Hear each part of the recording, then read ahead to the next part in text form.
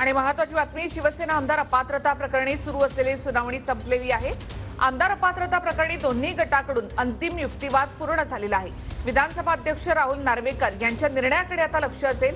शिंदे गट की ठाकरे गट, अपात्रतेची कारवाई कोणावर होणार याकडे आता लक्ष असणार आहे।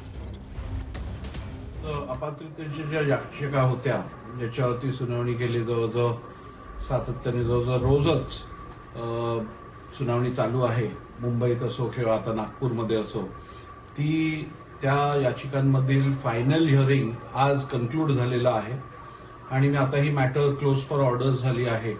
त्यामुळे या संदर्भातले जे पुरावे सादर केले गेले आहेत, ज्या आर्ग्युमेंट्स केल्या गेल्या आहेत आणि इतर जी कागदपत्र आहेत त्या सगळ्यांचं पेरिजल करून, तपास करून योग्य निर्णय आम्ही सुप्रीम कोर्टाने जे अपेक्षा व्यक्त केली आहे त्या कालमर्यादेत